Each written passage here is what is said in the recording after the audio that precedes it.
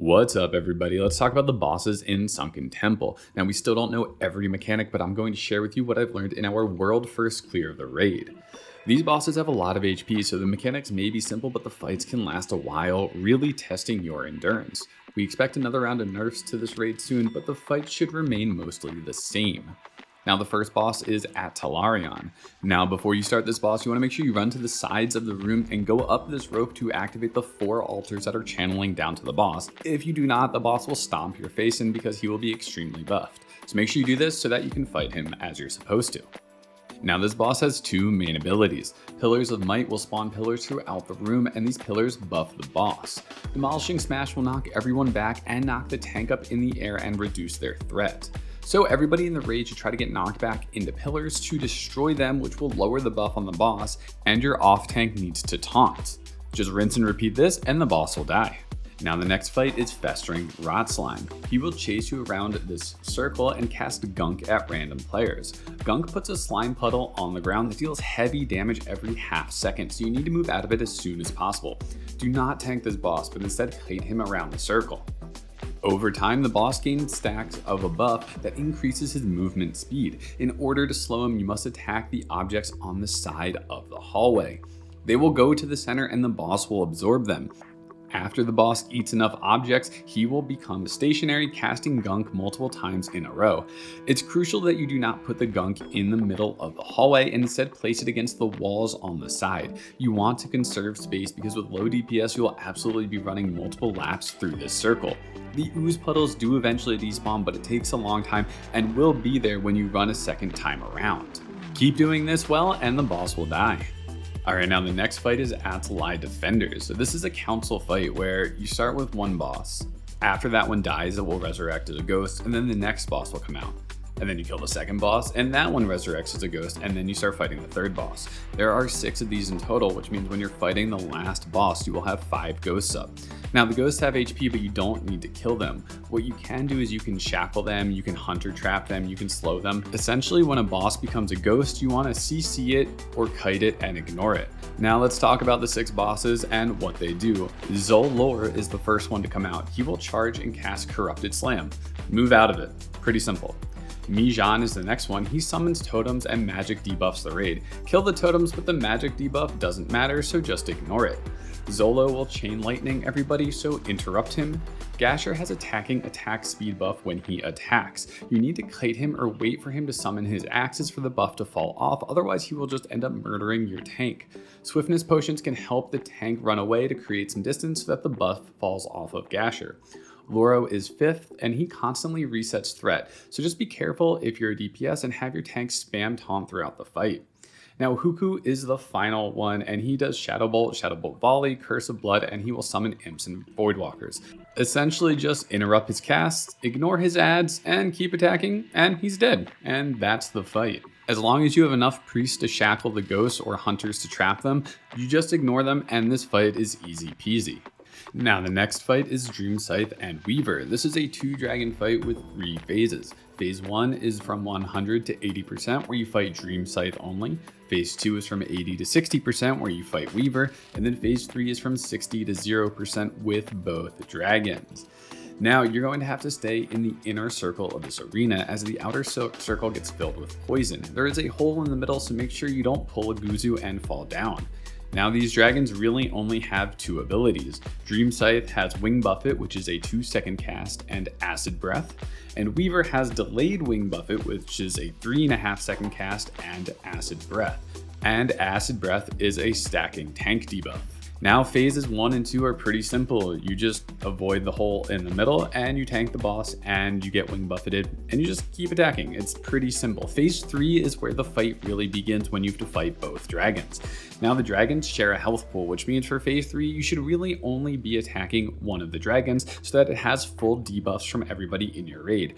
Obviously multi-dotters can attack both, but if you're a single target only class, then make sure you are attacking the same target as everybody else. Now the danger in this fight is when the bosses fly away to do Wing Buffet and Delayed Wing Buffet. You will get one buffet after 2 seconds and the next 1.5 seconds after that. This is going to require a lot of healing. If you have Shadow Priests who can passively heal up your raid, they are amazing. Now the key to this phase is right after the wing buffets when the dragons are flying back to your tanks. You want to make sure that they do not breath the raid. What we did is we had the raid stand in the middle just by the circle, and we had the tanks drag the bosses through the outside of the circle. This made sure that they never crossed paths with the raid and they never breathed the raid. Once you have the positioning down for wing buffet, then just rinse and repeat and the boss will eventually die. Now the next fight is Jammal'an and Ogom. So Jammal'an has a buff that restores 20% HP every second, which means Ogom is our first target that we're going to kill. This fight has two phases. Phase 1 is with Ogom and Jammal'an, and phase 2 is just Jammal'an. Now in phase 1, the abilities are Holy Nova, Holy Fire, Agonizing Weakness, which is a curse, and Smite. Holy Fire will target 4 players and puts a pretty heavy dot on them that can be dispelled. Holy Nova is a ground targeted ability that continually casts. You want to make sure that you move out of this immediately. The curse deals damage and reduces damage done by the target by 50%, so decurse this immediately, and then you can interrupt Smite, making it a non-issue. So in phase 1, you want all the range stacked up because Jammal'an casts 2 Holy Novas at the same time. This means the Holy Novas will be stacked and the range can just move to the side, and this makes sure that the room never fills up with too many Holy Novas. And that's pretty much phase 1. It's pretty simple and pretty easy. Now, similar to the last fight, phase 2 is when this fight really begins. After you kill Ogom, Jammal'an will drain life from Ogom and get very buffed. His abilities are Shadow Sermon Pain, which puts a heavy dot on 10 players in the raid. This must be dispelled immediately. Holy Nova, which is the same as in phase 1. Psychic Scream, which fears 5 targets for 5 seconds. Again, dispel this immediately. And then Mass Penance. This is going to hit everybody in the raid 3 times for a lot of damage. This cannot be interrupted, so you just have to heal through it. You cannot kick any of his spells in phase 2, making dispels and healing incredibly important. Once again, Shadow Priest in every group helps raid healing immensely and gives extra dispels for the Shadow Sermon Pain. If you can survive the damage, stay stacked, keep your mana high, you will win this fight. It is a fight of attrition, which means as long as you don't run out of mana, if you can survive the mechanics, you will eventually kill the boss. Now the next fight is Morphaz and Hazzas. Now this fight's a little bit weird. I'm going to tell you what we did to kill this boss, but it might not be intended and it might be fixed by Blizzard. I'll also tell you how we think you're supposed to kill it, but just as long as the way that we killed it works, that is infinitely easier, so just do that instead. Now this fight again has 3 phases. Phase 1 is until 80%, phase 2 is 80 to 30%, and phase 3 is 30% until 0. You start the fight by attacking Hazzas. He really only has one ability, Dreamer's Lament, which is a dot that goes on a few targets. Heal them. And that's pretty much it. At 80%, he flies to the middle of the room and casts Animate Flames. This will summon fire adds that need to be killed. Now, we're going to talk about how we want to kill him in a bit. But after that cast, he starts Lucid Dream. This is a 20-second cast, and at the end of it, he will send the entire raid to the downstairs phase, where they can attack Morphaz. He takes 100% increased damage. Morphaz casts a 30-second long ability called Eternal Slumber. If you are still in the downstairs phase when this cast finishes, you will die. But you can kill Nightmare Vines to spawn a portal that a single person can take to get back to the upstairs phase. But there are only 5 to 6 of these in total, so not everybody can do it.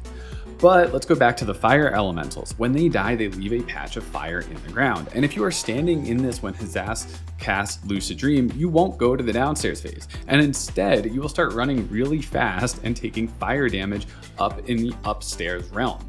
Now, with this buff, you can run into anyone who is dreaming and wake them up to bring them back to the upstairs realm. We found we didn't really care about sending anyone downstairs for this phase, and we basically just kept everyone upstairs instead. But if you really want to min-max your damage, you can send half the raid downstairs, keep half the raid upstairs, and then just use the people who are upstairs to run into the fire patch, and then run into people to wake them up to make sure that they don't die from Morphaz's cast. Now, phase 2 is essentially the same as phase 1 from 80% to 30%, so heal the damage and get the boss to 30%.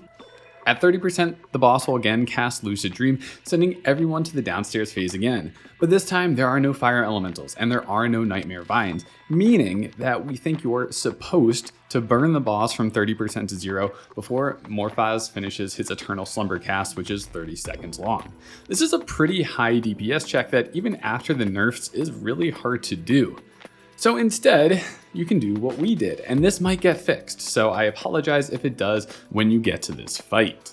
Now at 30%, when Hazzas flies to the middle of the room and casts Lucid Dream, you can just line of sight this. Go back to the entrance of the room and hide around the corner. If you line of sight this correctly, then nobody gets sent downstairs, nobody's going to die from Morphaz's cast, and you have unlimited time to bring the boss down to 0%. Now this does not seem to be intended, so this will probably be fixed, but for right now, take advantage of it, do it, and kill the boss at your own pace. GG, you win, congratulations. Now the next fight is Eranikus. This is not the last fight, but it is most definitely the hardest. We spent probably half of our progression time in this raid on this fight. So let's talk about it phase by phase, because this one is a doozy.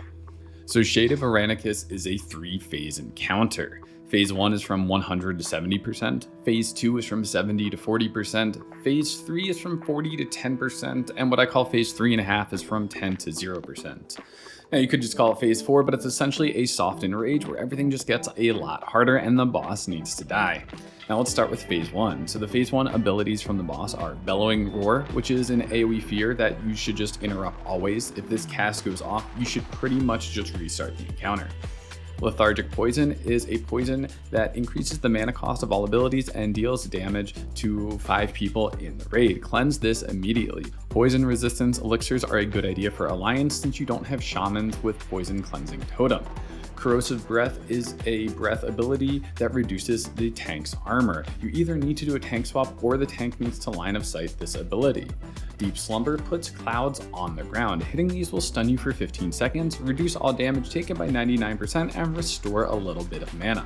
And finally, Waking Nightmare is a 6-second cast that deals 100,000 damage to everybody in the raid. In order to survive this, you must run into one of the clouds from Deep Slumber. Waking Nightmare will remove the stun from you, and you can go back to DPSing the boss. Now I'm going to explain our strategy, but this might not be best for your raid. The reason is because our raid, it was entirely ranged DPS, which is why this strategy worked for us. Now ranged DPS should all stack on a single player. This allows the clouds to be clumped up and just makes it easier to run into them when you have to for Waking Nightmare. Now, the tank positioning is where our strategy really shines for us. Tanks position the boss on the ledge of the room. The main reason for this is that when the adds spawn in later phases of the fight, by positioning the boss on the ledge, the adds become grouped up right under the boss, and it's very easy to AoE cleave them down.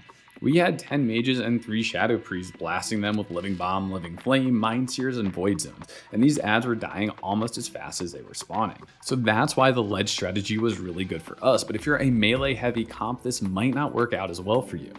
But when it came to phase 1, the most important thing for us was our boss positioning. If the boss was not positioned correctly at 70%, adds would spawn all over the room and pretty much overwhelm us because we couldn't group AoE them. It just became too difficult. So phase 1 for us was entirely centered around the boss positioning.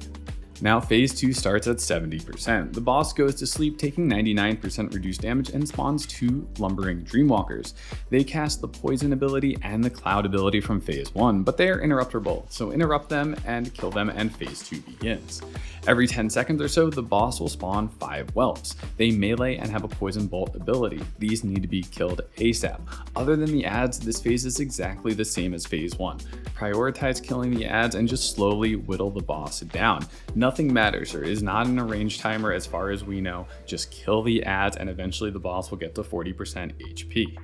At 40% is when phase 3 begins. Again, the boss will go to sleep taking 99% reduced damage and spawn 2 Lumbering Dreamwalkers. Interrupt and kill them, and now add waves will also have, in addition to the 5 whelps, 3 Nightmare Scalebanes. These have about double the HP of the whelps, and they hit harder with their melee. Again, adds are the priority focus, all DPS on the adds, and let passive damage kill the boss. Killing adds is the only thing you should be focused on in phase 3. Eventually you will get the boss to 10%, but there is no rush in doing that. Kill adds and stay alive. Now phase 3 also adds one new mechanic called Acid Rain. These will spawn randomly throughout the room, telegraphed by these little circles on the ground. They hit for around 500 to 700 damage, so move out immediately or you can die fast. At this point, the range group kind of becomes a free-for-all. You're not stacking anymore. You want to do your best to dodge the Acid Rain, kill the adds, and run into clouds for Waking Nightmare. This is a lot of personal responsibility. Every player needs to be focused for this phase. So you're dodging acid rain, you're killing the ads, you're running into clouds, and eventually the boss will hit 10%. Now this is when the soft enrage occurs. The boss will start spawning ads faster and faster than you can kill them. At this point, you need to send all of your damage into the boss. You can still kill ads for 1 to 2% after to try to lower the amount of ads that there are as you're trying to kill the boss. This is really going to depend on your group's DPS. I would just recommend a 10% full sending everything into the boss. You can slow ads, you can stun them, you can fear them, do anything you can to kite them, stop them from hitting you, survive this phase and kill the boss. It's going to be chaotic, but if everybody is saving DPS cooldowns for this phase, then you will get it before you know it. But remember, 90% of this fight is just playing safe and killing ads. So be careful, be smart, and you can definitely kill this boss. Now the final fight, which is Avatar of Hakkar. I have to say I think this might be the easiest fight, or at least one of the easiest fights in this entire raid. Now before you can summon him, you need to do the quest to get the Egg of Hakkar or Hakkar's Egg. I'll put it up on the screen so that you're aware, but I think it takes around 30 minutes to an hour to complete. So just make sure that you have somebody do this if you think you're going to kill Eranikus in this lockout. Anyway, let's talk about the fight.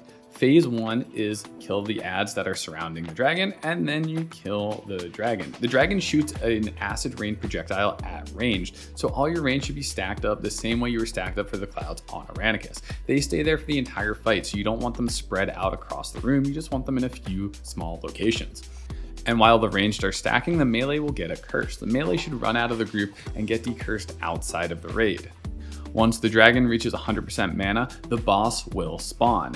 Now, the thing about this is I'm not sure if doing damage to the first dragon really matters, considering it's based upon when his mana reaches 100%. This is kind of weird. We just DPS the fight anyway, and then just attack the boss once he spawned. Anyway, phase 2 is when the actual boss spawns. Now for phase 2, we will have a range stack and a melee stack. The Avatar of Hakkar is going to put Corrupting Blood onto 2 targets. These people must leave the group immediately. If you stay in the group with this debuff, you will spread it to everybody else in that stack. It deals constant damage, and you're basically just going to wipe your raid due to the amount of damage that it does. What you want to do is, if you get this debuff, is position yourself behind the tank. That's because the Avatar of Hakkar is going to do a breath. If you get hit by this breath, it is going to remove this debuff. Now, the only problem is after it removes the debuff for 5 seconds, that player cannot be healed. So you want to make sure anybody going into this breath is healed up as best they can be and has priest bubbles to make sure they have as much health as possible. One other ability is that the boss will MC a player. The interesting thing is you can still control your character, it's just that everybody is hostile to you. You can either wait for the debuff to fall off or spam purge or dispel onto that player. Now you will probably dispel some of their buffs, but it doesn't really matter because this fight is kind of easy. So you can just spam purge them and eventually they will not be MC'd and they can rejoin the group in the stack. And honestly, that's the fight. We just did that for 10 minutes straight on our second pull, expecting there to be some new mechanic at some point, but the boss just died, which is why you're not even watching my own footage, because I wasn't prepared to record because I didn't think we were going to kill the boss in this pull. I didn't even have buffs on my character, to be honest, because I thought this was just going to be a throwaway pull where we die in a minute or two and then come back and re-strategize after. So this fight was surprisingly easy, especially considering it is the last fight of the raid. Anyway, make sure you don't spread Corrupting Blood and the boss will die, and then you will get your 2 tokens for the world buff that turns into Yojamba for that sexy epic ring. Anyway, that's all I have for you in this guide. I hope this helped you, and hopefully they nerf these fights a little bit more just to make it easier for the average player, because I still think this raid is a little bit too hard in its current state.